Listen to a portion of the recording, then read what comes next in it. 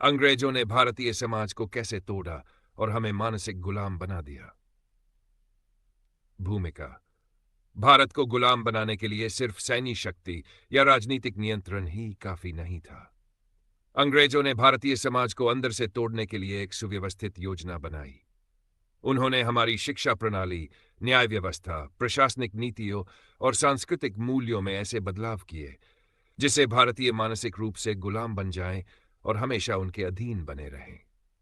इस वीडियो में हम विस्तार से समझेंगे कि कैसे अंग्रेजों ने हमारी सामाजिक संरचना को कमजोर किया और उसका प्रभाव आज भी हमारे समाज में देखा जा सकता है।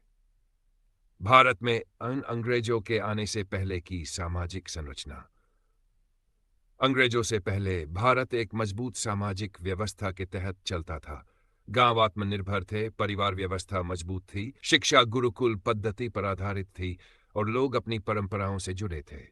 समाज में संतुलन बनाए रखने के लिए धर्म, आचार, न्याय और अर्थव्यवस्था का एक संगठित ढांचा था। गुरुकुल शिक्षा प्रणाली। बच्चे नैतिकता, तर्क, वेद, शास्त्र और विज्ञान की शिक्षा लेते थे। शिक्षा मुफ्त होती थी और समाज के सभी वर्गों को उनके योग्यता अनुसार ज्ञान दिया जाता था। न्याय व्यवस्था। गांवों में पंचायतें न्याय देती थी, जिससे न्याय तेज और निष्पक्ष होता था। अर्थव्यवस्था। भारत सोने की चिड़िया था, क्योंकि यहाँ की कुटीर उद्योग, कृषि और व्यापार आत्मनिर्भर थे। अंग्रेजों के लिए यह सबसे बड़ी चुनौती थी कि वे इस संगठित समाज को कैसे तोड़ें ताकि भारतीय लोग मानसिक रूप से कमजोर हो जाएं और उनके अधीन रहें। अंग्रेजों की डिवाइड एंड रूल नीति। अंग्रेजों ने भारत को बांटने के लिए कई तरीके अपनाए। जातीय और धार्मिक विभाजन। अंग्रेजों ने यह समझ लिया था कि अगर भारतीय समाज एकजुट रहा तो वे कभी लंबे समय तक शासन नहीं कर पाएंगे। उन्होंने जातीय जनगणना, कास्ट सेंसस शुरू की, जिससे समाज में जातियों के आधार पर भेदभाव बढ़ा। हिंदू और मुस्लिम के बीच विभाजन को बढ़ावा दिया गया। 1857 के विद्रोह के बाद ब्रिटिश सरकार ने धर्मों के बीच नफरत बढ़ाने के लिए योजनाबद्ध रूप से काम किया। स्थानीय राजाओं को कमजोर करना। अंग्रेजों ने डॉक्ट्रिन ऑफ लैप्स नीति लागू की, जिससे कई स्वतंत्र राज्यों को ब्रिटिश हुकूमत में मिला दिया गया। उन्होंने भारतीय रजवाड़ों को आपस में लड़ाकर उनकी शक्ति को कमजोर किया। शिक्षा प्रणाली का नष्ट किया जाना। मेंटल स्लेवरी सबसे बड़ा कारण।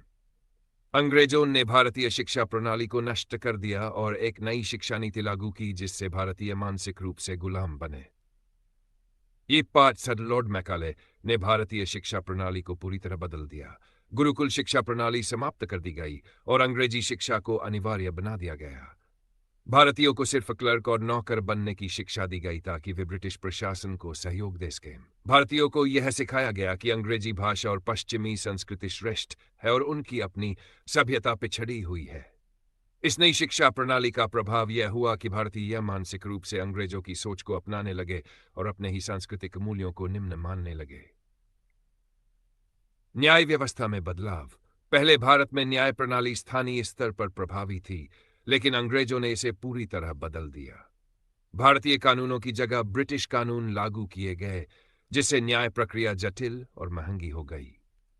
अंग्रेजों ने भारतीयों को यह महसूस करवाया कि उनका पारंपरिक कानून पुराना और बेकार है। अंग्रेजों ने भारतीयों को प्रशासनिक पदों से दूर रखा, जिससे भारतीय न्याय पाने के लिए अंग्रेज अधिकारियों पर निर्भर हो गए। अर्थव्यवस्था को नष्ट किया गया। अंग्रेजों ने भारतीय अर्थव्यवस्था को बर्बाद करने के लिए कई योजनाएं बनाई। कुटीर उद्योगों को खत्म किया गया।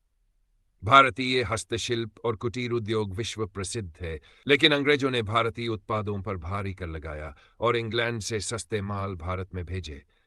इससे लाखों कारीगर बेरोजगार हो गए और भारत सिर्फ कच्चे माल का आपूर्तिकर्ता बन गया।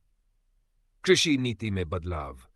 किसानों से भारी कर वसूला गया और उन्हें नकदी फसलों की खेती के लिए मजबूर किया गया। इससे खाद्य उत्पादन घटा और भूखमरी बढ़ी। कर वसूली और शोषण। जमींदारी प्रथा को बढ़ावा दिया गया, जिससे किसानों का शोषण हुआ और वे कर्ज में डूबते चले गए। अंग्रेजों ने भारतीय व्यापारियों को हतोत्साहित किया और पूरी अर्थव्यवस्था अपने नियंत्रण में ले ली। हिक्स। मानसिक गुलामी का स्थायी प्रभाव। अंग्रेजों की इन नीतियों का प्रभाव आज भी हमारे समाज में देखा जा सकता है। आज भी अंग्रेजी भाषा को श्रेष्ठ समझा जाता है और अपनी मातृभाषाओं को कम महत्व दिया जाता है। डा भारत का शिक्षा तंत्र आज भी नौकरी उन्मुख है, न कि नवाचार उन्मुख। हमारी न्याय व्यवस्था जटिल और महंगी बनी हुई है, जिसे गरीबों को न्याय मिलने में कठिनाई होती है। भारतीयों में आत्मगौरव की कमी हो गई है और वे अपनी संस्कृति को हीन मानने लगे हैं। धार्मिक और जातीय विभाजन आज भी जारी है, जिसे लोग आपस में ही लड़ते रहते हैं और देश कमजोर बना रहता है। समाधान: मानसिक गुलामी से कैसे मुक्त हो?